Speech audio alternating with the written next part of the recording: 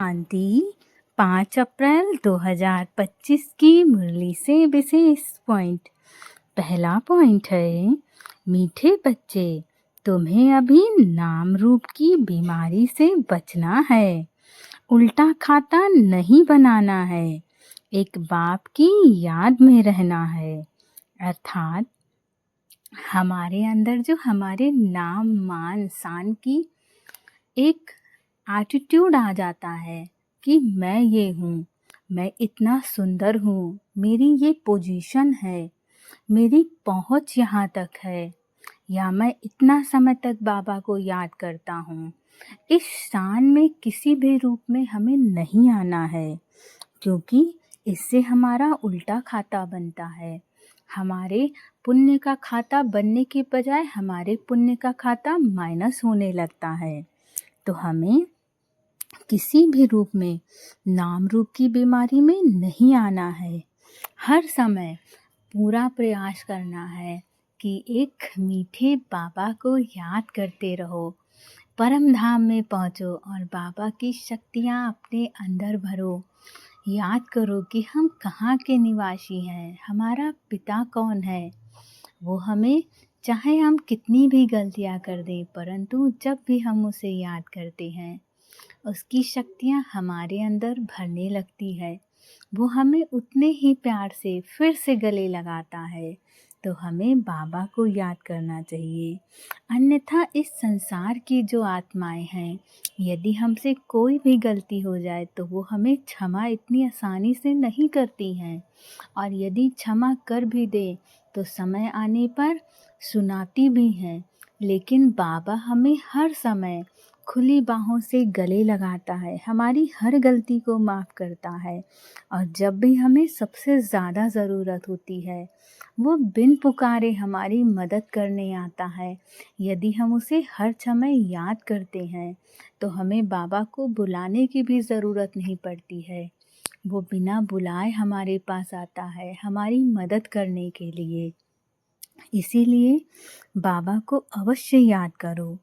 अगला पॉइंट है, निर्बंधन बनने के लिए ज्ञान की मस्ती हो, देह अभिमान की चलन ना हो, आपस में लून पानी होने के संस्कार ना हो, देहधारियों से प्यार है तो बंधन मुक्त हो नहीं सकते। अर्थात यदि हम चाहते हैं कि इस संसार के बंधनों से हम मुक्त रहें, निर्बंधन हमारी अवस्था हो, तो हमें देह अभिमान की चलन में नहीं आना होगा। और इसका सबसे सहज उपाय है कि हम स्वयं को आत्मा समझें। जब हम स्वयं को आत्मा समझने की प्रैक्टिस करते हैं तो हमारे अंदर से हमारे शरीर का नाम मान शान पथ पोजीशन सब कुछ स्वतः समाप्त हो जाती है। क्योंकि हम जैसे ही स्वयं को आत्मा समझते हैं तो हमारा सारा बंधन इस धरती का स्वतः समाप्त हो जाता है, और केवल हम सबको भाई भाई समझने लगते हैं, आत्मा भाई भाई समझते हैं। और हमें कोई भी ऐसा कर्म नहीं करना है जिससे आपस में लून पानी हो, ऐसा कोई संस्कार आए, देहधारियों के प्यार में नहीं आना है।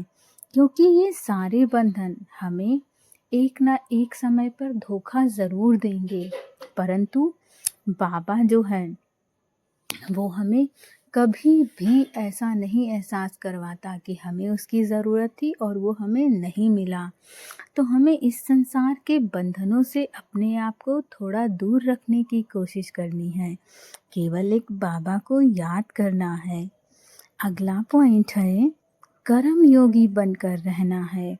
याद में बैठना जरूर है। आत्म अभिमानी बन बहुत मीठा और शीतल बनने का पुरुषार्थ करना है। सर्विस में हड्डियां देनी है। अर्थात हमें अपना हर कार्य करते हुए परमात्मा को याद करना है। कोई भी कार्य करो उसमें बाबा की याद होनी चाहिए, तब हम कर्मयोगी बनेंगे। याद में बाबा की जरूर बैठना है और स्वयं को आत्म अभिमानी बनना है, जिससे हम अपने आप को मीठा और शीतल बनाने का पुरुषार्थ कर सकें।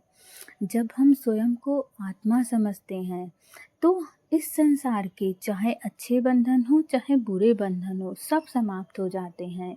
और हमारे तो ज़्यादातर रिश्ते बुरे लोगों से होते हैं, या फिर हमारे जो रिश्ते होते हैं वो लोगों के साथ कड़वाहट भरे होते हैं।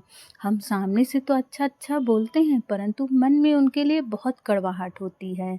इसीलिए जब स्वयं को आत्मा समझते हैं तो हम इस संसार के सभी बंधनों से मुक्त हो जाते हैं, और स्वयं को मीठा और शीतल बनाना बहुत सरल हो जाता है। तो हमारा ऐसा पुरुषार्थ भी तीव्र होता है, और हर आत्मा के प्रति जो हमारे मन में किसी भी प्रकार का क्लेश होता है वो समाप्त हो जाता है। अगला पॉइंट है, श्रीमत से मनमत और जनमत की मिलावट को समाप्त करने वाले सच्चे व स्वकल्याणी भव। अर्थात बाप ने बच्चों को सभी खजाने स्वकल्याण और विश्व कल्याण के प्रति दिए हैं, लेकिन उन्हें व्यर्थ तरफ लगाना, अकल्याण के कार्य में लगाना, श्रीमत में मनमत और जनमत की मिलावट करना, यह अमानत में खयानत है। अर्थात बाबा ने हमें जो भी खजाने दिए हुए हैं वो हमें स्वयं के और संसार के कल्याण में लगाना है, ना कि व्यर्थ की बातों की तरफ लगाना है। यदि हमें बाबा ने जो भी श्रीमत दी है, खजाने दिए हैं, उनको हम व्यर्थ की बातों की तरफ लगाते हैं तो वो अकल्याण का कार्य होता है। तो हम परमात्मा के बच्चे हैं और हमें इस बात की बहुत सहजता से समझ होनी चाहिए कि हमारा उत्तरदायित्व क्या है। हमारा उत्तरदायित्व इस संसार का कल्याण है, हमारा अपना स्वयं का कल्याण है। तो हमें व्यर्थ से बचना है। जब हम इस संसार का कल्याण करते हैं, स्वयं का कल्याण करते हैं, तभी हम सच्ची स्वकल्याणी आत्मा बनते हैं। और इस खयानत और मिलावट को समाप्त कर रूहानी और रहम को धारण करो। अपने ऊपर और सर्व के ऊपर रहम कर स्वकल्याणी बनो। स्व को देखो, बाप को देखो, औरों को नहीं देखो। सबसे पहले हमें खुद को देखना है कि हम क्या कर रहे हैं, अपना समय कहाँ लगा रहे हैं, किन बातों में हमारा ज़्यादा समय जाता है। और यदि व्यर्थ की बातों में जाता है हमारा समय तो हमें उस पर चेक करना होगा, क्योंकि जब तक हम अपने ऊपर अटेंशन नहीं रखेंगे तब तक हम इस विश्व का भी नहीं कल्याण कर सकते हैं। यदि हम चाहते हैं कि इस विश्व का कल्याण करें तो हमें स्वयं पर भी बहुत अटेंशन रखनी होगी। अगला पॉइंट, सदा हर्षित वही रह सकते हैं जो कभी भी आकर्षित नहीं होते हैं।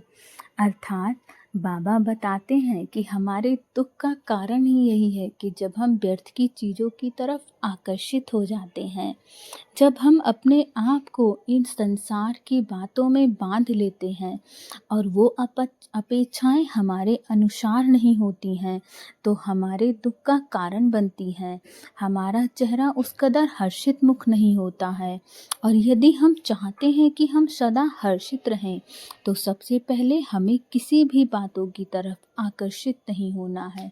हमारे आकर्षण का केवल एक केंद्र बिंदु होना चाहिए और वो केवल निराकार परमात्मा। बाकी कोई भी चीज़ इस संसार की हमें अपनी तरफ आकर्षित ना करे। हमें बहुत अटेंशन रखना होगा। और यदि हम परमात्मा की तरफ आकर्षित होते हैं तो हम इस संसार का अट्रैक्शन पॉइंट बनते हैं, बजाय हम इस संसार की चीज़ों को आकर्षित करें। ओम शांति।